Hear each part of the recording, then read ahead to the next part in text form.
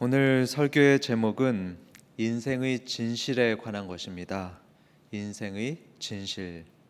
조금 어려운 것 같은 느낌이시죠? 여러분, 인생의 진실이 뭐냐 이렇게 묻는다면 여러분은 뭐라고 대답하시겠습니까?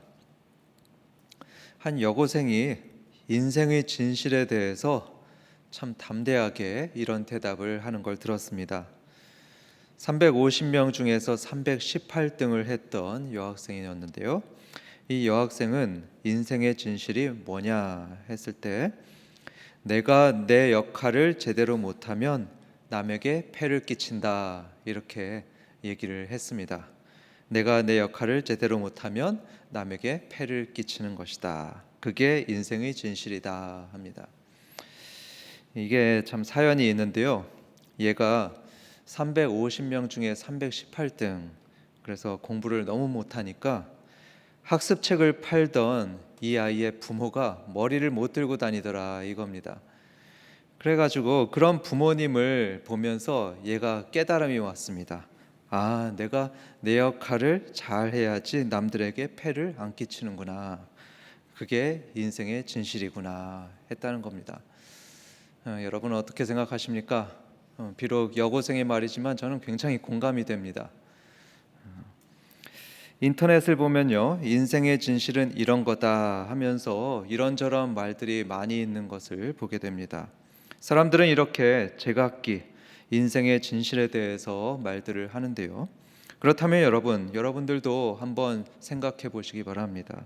예수님 믿는 인생은 어떤 거라고 할 수 있을까요? 여러분은 예수님을 믿는 인생의 진실, 그 실체가 뭐라고 말씀하시겠습니까? 저는 오늘 성경에서 세 가지를 발견하게 되었는데요. 이 세 가지 예수님을 믿는 인생의 진실에 대해서 들으실 때 은혜 있으시기를 바랍니다. 첫 번째로 예수님을 믿는 인생의 첫 번째 진실은 폭풍우를 만날 수 있다 이것입니다. 폭풍우를 만날 수 있다. 오늘 말씀이 그걸 잘 보여줍니다. 어느 날 예수님과 제자들은 배를 타고서 쭉 항해를 하다가 뭘 만났냐 하면은 폭풍우를 만났습니다. 폭풍우를 만났다. 여러분, 예수님을 믿으면요, 순풍에 돛달고 가는 게 아니었던 것입니다. 폭풍우는 하나도 안 만나는 것, 그게 아니었습니다. 오히려 예수님을 따라가니까 안 만날 수도 있었던 폭풍을 만나게 되었습니다. 본문 24절을 보면 예수님과 제자들이 가던 바다에 큰 놀이 일었다 이렇게 말합니다. 큰 놀이 일었다. 이 놀이라는 단어가 조금 생소하게 느껴지는데요. 지금 예수님이 지나고 있던 갈릴리 바다에서는 가끔 맞바람이 불었다고 합니다. 맞바람이 불어가지고 심하게는 6m나 되는 아주 거대한 파도가 일어났다고 합니다. 그걸 성경에서는 큰 놀 이렇게 기록을 합니다. 영어 성경에서 보면은 furious storm 해가지고 굉장히 무시무시한 폭풍이다 이렇게 볼 수가 있습니다.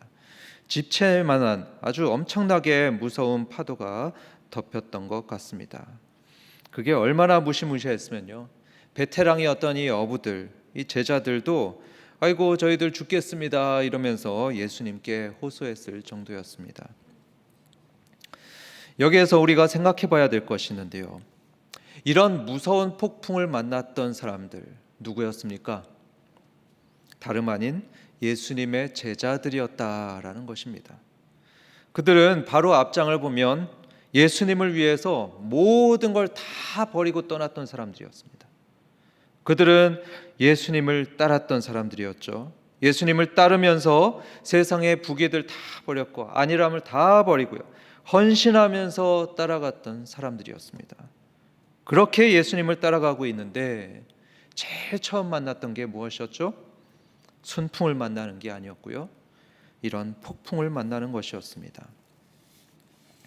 여러분, 예수님께서 특별히 택했던 이 12제자가 그랬듯이 예수님을 믿는 우리들의 인생도 마찬가지입니다. 예수님을 믿고 구역장으로 헌신하고요, 또 주일에 열심히 봉사하고요, 그렇게 예수님을 따라 살려고 하는 우리들도 폭풍을 만나게 됩니다. 너무나 거칠고 너무나 무섭고 도저히 견딜 수 없는 폭풍을 만나고요. 그것 때문에 내 가족과 내 인생이 송두리째 흔들리기도 합니다. 그게 우리 예수님 믿는 인생의 실제이고요. 진실입니다. 여러분은 어떤지 모르겠는데요. 저는 이 사실을 받아들이는데 꽤 많은 세월이 흘러야 했었습니다. 그런 폭풍우를 만났던 한 성도의 인생을 소개해 드리겠습니다. 6년 전쯤에 저는 휴스턴 서울교회라는 가정교회를 하는 교회를 탐방한 적이 있습니다. 가정교회라고 하니까 여러분들 중에 생소하신 분들이 계실 텐데요. 이 가정교회는 구역을 목장이라고 부르는 교회고요. 또 구역장은 목자 또는 목녀로 부르는 교회입니다. 이런 교회에 탐방을 갔다가 거기에서 성이 모 씨인 모 목녀를 제가 만나게 되었습니다. 이분 집에서 한 이틀 정도 교제하고 또 식사 대접을 받았었는데 아주 정성 어린 식사 대접을 받고 또 얘기하면서 제 마음속에 이런 생각이 들었습니다. 야, 예수님 같은 이런 헌신이 정말 가능하구나. 정말 대단한 사람이다. 얼마나 헌신된 사람이었는지 모릅니다. 제가 한 가지 예를 들자면요. 이분은 목녀로서, 그러니까 구역장으로서 목장 모임, 구역 모임을 단 한 차례도 빠뜨린 적이 없었습니다. 자기 집에서 거의 매주 모였었는데요. 10여 년 동안 한 주도 빼놓지 않고 매주 모였었습니다. 매주 자기 집에서 정성껏 대접했었습니다. 솔직히 저는 그렇게 못할 것 같습니다. 여러분, 이런 분에게는 하나님께서 순풍만 주셔야 될 것 같지 않습니까? 그런데요, 그렇지 않았습니다. 이렇게 헌신된 모 목녀에게도 어느 날 인생의 폭풍이 찾아왔습니다. 암이 찾아왔죠. 그것도 4차례나 각각 다른 종류의 암을 만나게 되었습니다. 너무 고통스러웠다고 합니다. 너무 힘들어서 3주에 한 번 받는 항암 치료, 그거 한 번만 좀 걸렀으면 하는 날이 많았답니다. 그럴 정도로 너무나 힘들었었습니다. 얼마나 기도했겠습니까? 목장 식구들도 많이 기도했다고 합니다. 그런데 응답이 없었습니다. 아무 응답이 없었고요. 암세포는 조금도 줄어들지 않았었습니다. 아니, 줄어들기는커녕 또 생겼습니다. 또 생기고 또 생기고 폭풍우가 계속 불어왔던 것입니다. 죽음의 파도가 계속 밀려왔던 것입니다. 보통 사람 같으면 이쯤 됐을 때 좌절했을 것입니다. 저는 이제 목녀 못하겠습니다. 구역장 못하겠습니다. 이렇게 했을 겁니다. 이분 남편도 그랬다고 합니다. 이제 아내가 목녀 못하겠다고 말하겠지, 이렇게 생각했다고 합니다. 그런데 웬걸요? 계속 하겠다는 것입니다. 목장을 계속 맡겠다고 말하는 겁니다. 왜 그랬을까요? 이 목녀는 이렇게 말했습니다. 언젠가는 결국에 천국에 갈 텐데, 그래서 하나님을 만나게 될 텐데, 그때 하나님께서 너 세상에서 살 때 뭐 하다 왔니? 이렇게 물으시면 저 목녀하다, 구역장 하다가 열심히 하다가 왔습니다, 이렇게 말하려고 계속 충성하겠다는 말입니다. 심지어 이런 일도 있었습니다. 항암 치료를 받는 날이었는데요. 그런데 병원을 안 갔습니다. 그래서 치료를 못 받았습니다. 아니, 왜 병원에 안 갔냐 이렇게 하니까 그 이유가 기가 막혔습니다. 바로 그날이 구역 모임을 하던 날이었기 때문입니다. 그 구역 모임을 빼먹을 수 없다면서 병원에 안 갔었습니다. 그런 식으로 10수년 동안 구역 모임을 한 번도 빠진 적이 없다, 이런 얘기를 들었습니다. 이분은 4가지나 되는 그 암들이 파도처럼 덮쳐왔는데 거기에 굴복하지 않았습니다. 그 극심한 고통에도 흔들리지 않았고요, 좌절하지 않았습니다. 하도 기도 응답이 없어가지고 때로는 좌절감이 들 때도 있었는데 그때는 더 기도했었습니다. 더 기도하면서 주님께 받은 사명만 생각했는데 그때 낙심하는 마음이 사라졌다고 합니다. 제가 이틀 정도 그분 집에서 거의 하루 종일 이분을 지켜봤는데요. 그 아픈 몸으로 정성껏 식사 대접을 했던 얼굴이요, 한 번도 찡그린 얼굴이 없었습니다. 오히려 그 머리카락이 하나도 없던 머리였는데요, 저 예쁘죠? 이렇게 농담을 하면서 밝게 웃는 얼굴이었습니다. 그렇게 이분은 소천하던 마지막 날까지 목녀, 구역장으로 인생을 드렸습니다. 그 인생을 하나님께서 받으시면서 그 인생 어떻게 평가했었을까요? 저는 분명히 확신합니다. 잘했다, 승리한 인생 살았다, 이러면서 천국에서 칭찬하시며 큰 상을 주셨을 것입니다. 고린도후서 4장 8절에 말씀이 있습니다. 우리가 사방으로 우겨쌈을 당하여도 쌓이지 아니하며 답답한 일을 당하여도 낙심하지 아니하며. 이게 바울의 말인데요, 바울은 사방으로 우겨쌈을 당했다, 그리고 답답한 일을 당했다 말을 했습니다. 사도행전을 보면 바울은 정말로 그런 일들을 많이 당했었습니다. 큰 풍랑을 만나기도 했었죠. 그래서 배가 흔들리고 또 가라앉을 것 같은 상황을 만났고요, 또 복음의 문이 꽉 막혀가지고 너무나 답답할 때도 있었습니다. 그런데 그런 상황에서 바울은 어땠냐 하니까 낙심하지 아니했다 합니다.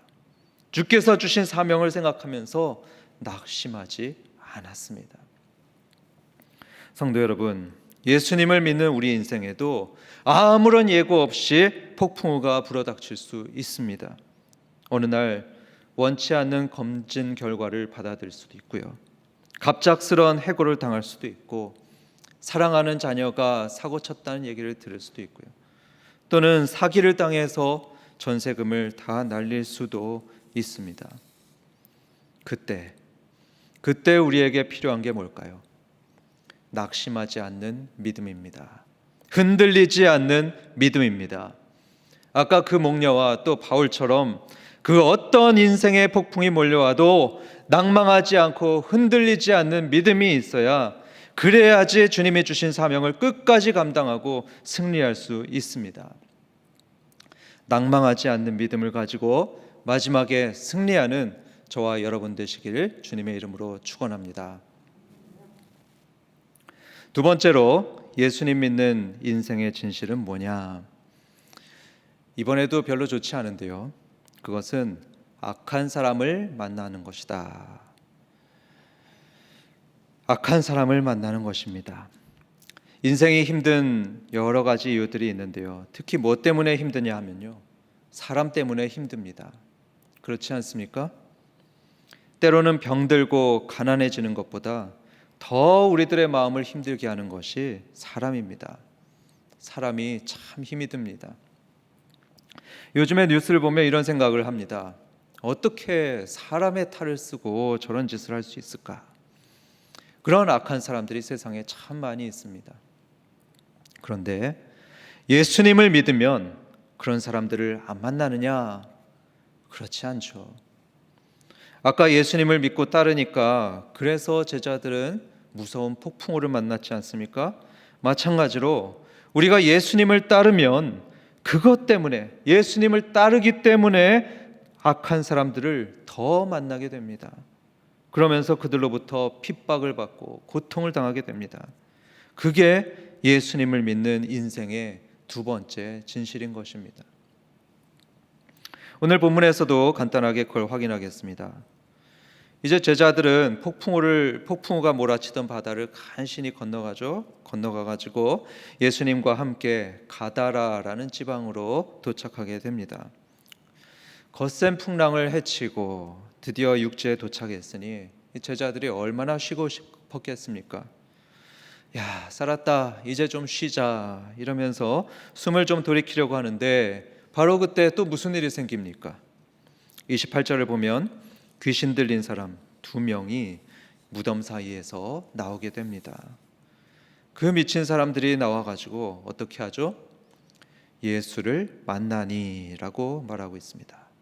예수를 만나니. 여러분, 예수님은 하나님의 아들이죠. 그런데 이 하나님의 아들 예수님을 만나고 이 사람들이 도망치질 않습니다. 대신 어떻게 하죠? 만나니. 예수님을 직면하고요, 그리고 길을 막아섭니다.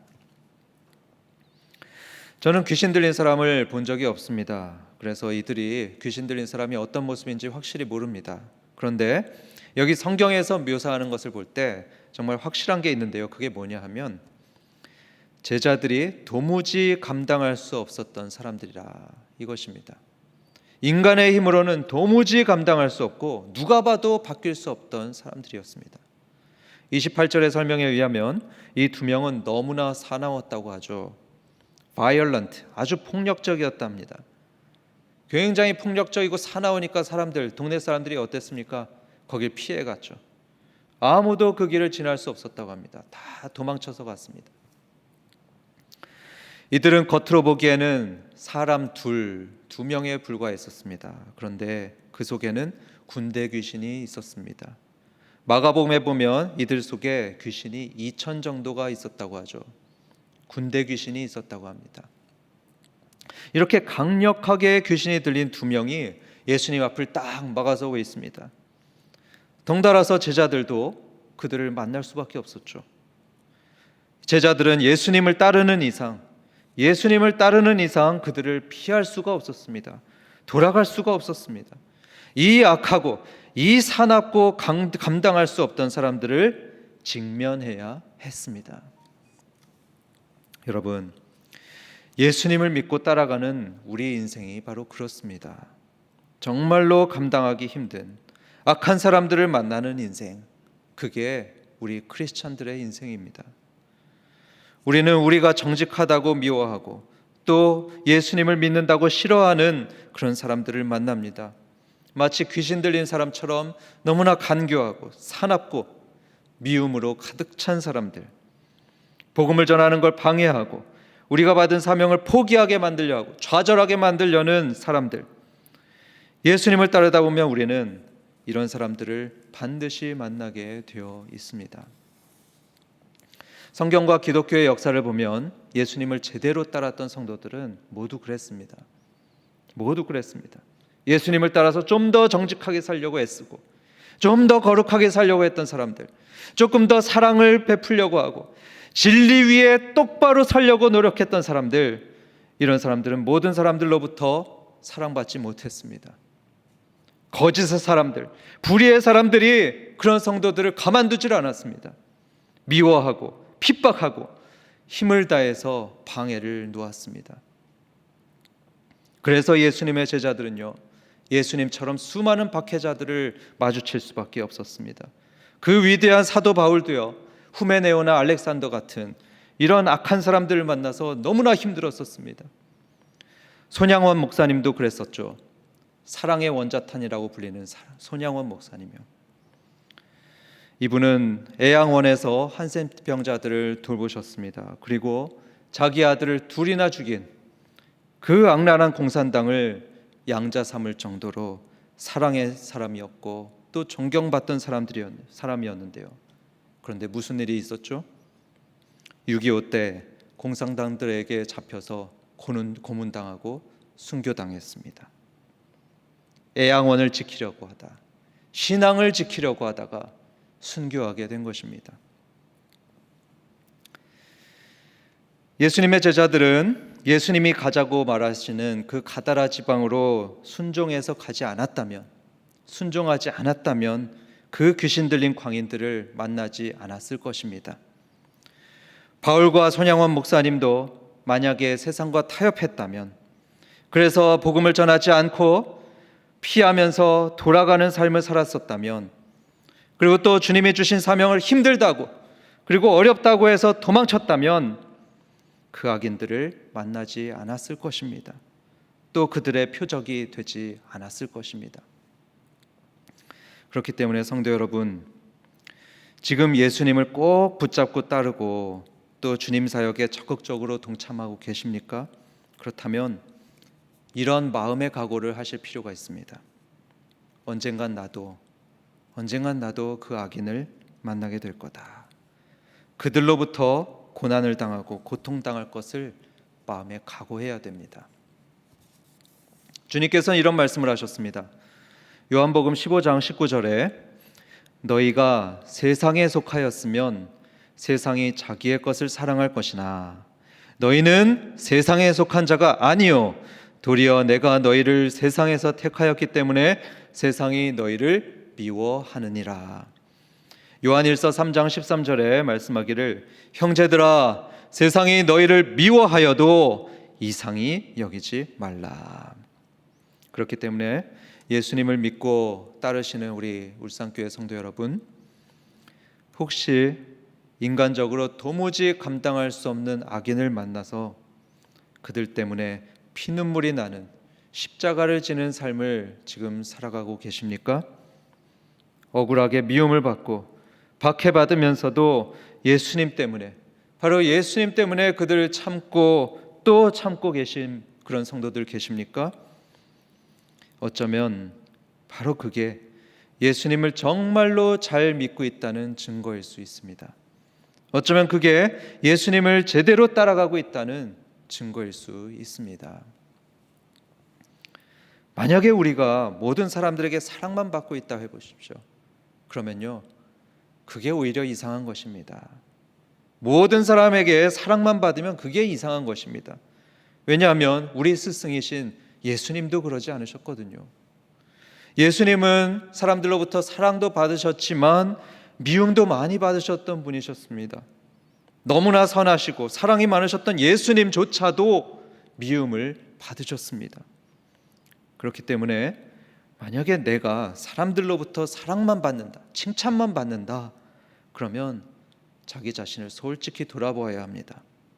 내가 혹시 거칠고 힘든 거는 돌아가는, 타협하는 인생을 살고 있지는 않은가 돌아봐야 하는 것입니다. 악한 사람을 만나는 인생, 그게 진정으로 예수님을 믿고 따르는 사람이 겪게 되는 인생입니다. 이렇게 폭풍우도 만나고 악한 사람도 만나는 게 우리 예수님 믿는 인생의 진실인데요, 이게 다라면, 만약에 이게 다 끝이라면 그렇다면 어떨까요? 우리 인생은 끔찍하겠죠.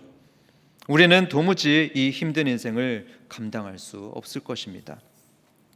그런데 감사하게도 우리 성도의 인생이 가진 또 하나의 진실이 있는데요, 그게 뭐냐면 성도의 인생은 하나님이 도와주는 인생이다, 이것입니다.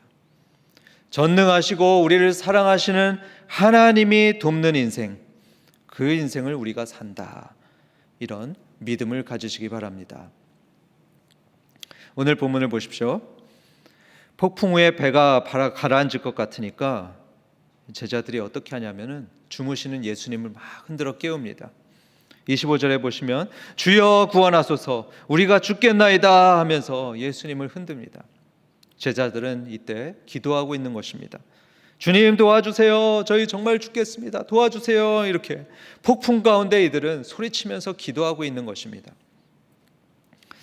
그런데 여러분, 이걸 가만히 생각해 보면 조금 이상한 장면이죠. 여러분 많이 들어보셨겠지만 예수님은 직업이 뭐였습니까? 목수였죠. 율법 교사였습니다. 그러니까 인간적으로 볼 때는 배를 다루는 법을 잘 모를 것 같은 분이시죠. 여러분, 목수가 항해술을 잘 알겠습니까? 아니죠. 그런데 이런 분에게 이 베테랑 어부들이, 제자들이 도와주세요 이렇게 사정하고 있었습니다. 왜 그랬을까요? 왜냐하면 이들은 예수님을 믿었기 때문입니다. 예수님이 우리를 도와줄 것이다, 예수님은 그런 능력이 있다, 이렇게 이들은 믿었기 때문입니다. 그렇기 때문에 이들은 예수님께 구원해 주세요, 우리를 도와주세요 이렇게 기도했습니다. 여러분, 우리가 감당치 못할 인생의 폭풍이 몰려왔을 때 이 제자들처럼 하나님 도와주세요 이렇게 기도하는 믿음이 있어야 합니다. 기도하는 믿음이 있어야 합니다. 하나님께서는 능력의 하나님입니다, 그러니 저 좀 도와주세요 이렇게 기도하는 믿음이 있어야 합니다. 저는 요즘 한국교회의 문제, 특별히 젊은 세대들의 문제가 뭐라고 생각하냐면요, 이 하나님께서 우리를 도와주신다는 믿음, 하나님이야말로 우리를 도와주실 능력이 있다는 그 믿음, 그 기대가 너무 없어진 거라고 생각합니다. 그게 참 문제입니다. 기적에 대한 기대가 없어졌습니다. 하나님께서 사나운 풍랑도 잠재우시고 또 귀신 들린 사람은 온전한 사람을 바꿀 수 있는 그런 기적의 하나님이라는 그런 기적에 대한 기대가 별로 없습니다. 바로 우리를 위해서 하나님이 그런 기적을 행할 거라는 믿음이 없고 기대가 너무나 없습니다. 그 결과가 뭘까요? 기도가 줄어든다는 것입니다. 기도 소리가 줄어들고요. 또 기도 시간이 줄어들고 있습니다. 기도의 온도가 점점 미지근해지고 차가워지고 있습니다. 하나님께 대한 기대가 없어져 간다는 증거입니다. 한국교회는 하나님께 대한 기대를 회복해야 합니다. 우리 성도들의 인생은 하나님이 도우시는 인생이다. 이런 믿음을 회복해야 합니다. 그런 믿음이 회복되면요, 기도하지 말라고 해도 기도할 것입니다. 안 그렇겠습니까? 내가 기도만 한다면 하나님께서 내 문제를 해결해 주시고 풍랑을 잠잠하게 하시고 악한 사람을 물리쳐 주실 거다. 이걸 믿는다면 왜 기도를 안 하겠습니까? 기도하죠. 새벽 기도 나와서 기도하죠. 수요 기도 이렇게 나와서 기도하는 거고요. 또 금식 기도라도 하면서 기도하게 되어 있습니다. 제자들은 예수님께 대한 기대가 있었고 믿음이 있었습니다. 그래서 이들은 기도했습니다. 예수님 도와주세요. 우리를 구해주세요. 기도했죠. 그러니까 예수님 어떻게 하셨죠? 예수님께서 일어나셔서 바람과 바다를 꾸짖으셨습니다. 귀도 없고 인격도 없는 저 바다와 바람인데 말씀의 능력이 있는 예수님께서 꾸짖으시니까 무슨 일이 일어났죠? 그 미친 듯이 출렁이던 풍랑이 거짓말같이 잔잔 고요하게 되었습니다. 이렇게 예수님께서는 제자들을 도와주셨습니다. 풍랑을 잠재우시면서 그들을 도와주셨죠. 바로 다음엔 예수님께서 뭘 하셨죠? 귀신 들린 두 사람을 고치시면서 제자들의 길을 열어주셨습니다. 귀신 들린 사람들을 향해서 사람들에게서 나와라 이렇게 예수님이 귀신들에게 명령하니까 그 두 사람 속에 있던 귀신들이 쫓겨나왔죠. 나와가지고 돼지떼들에게 들어갔습니다. 그러자 그 귀신 들려서 사납던 두 사람들이 또 잠잠하게 되었죠. 온전하게 되었습니다. 예수님께서는 그렇게 제자들이 가던 길을 도와주셨습니다. 이처럼 제자들이 예수님과 함께 걸었던 길은 결코 쉽지 않은 여정이었는데요. 하나님께서는 그들이 한 단계 한 단계 그 고비를 잘 넘어갈 수 있도록 도와주셨습니다. 시편 23편에 보면 내가 사망의 음침한 골짜기를 다닐지라도 했습니다. 우리는 예수님을 믿고 그분 뒤를 따라가고 있는데요. 이 말씀처럼 때로는 사망의 골짜기를 지나기도 하고 또 풍랑이 있는 바다를 지날 때가 있습니다. 그러나 우리는 말씀을 통해서 하나님은 잔잔케 만드시는 하나님이다. 이것을 들었습니다. 하나님은 잔잔케 만드시는 하나님이죠. 폭풍우도 잔잔하게 만들고 사람도 잔잔하게 만들고 격동하며 흔들리는 우리들의 마음도 잔잔하게 만드시는 하나님이십니다. 이 하나님이 우리의 하나님이 되셔서 우리가 만나는 풍파도 잔잔하게 순풍으로 만드시고 또 우리를 힘들게 하는 사람들도 잠잠하게 만드시면서 우리가 계속해서 믿음의 길, 사명의 길을 가도록 도와주실 줄로 믿습니다. 오늘 우리는 이렇게 기도회로 모였는데요. 이런 믿음을 달라고 기도하면 좋겠습니다. 주님, 어떠한 상황에도 낙심치 말고 흔들리지 않는 믿음을 주시옵소서. 주님께서 나를 도우실 거라는 그런 굳은 믿음을 주시옵소서. 마귀가 주는 마음의 의심을 떨쳐버리고 내 인생은 하나님께서 도우시는 인생이다 이렇게 선포를 하면서 이 믿음으로 주님을 따라가겠다 이렇게 기도하는 저와 여러분 되시길 주님의 이름으로 축원합니다.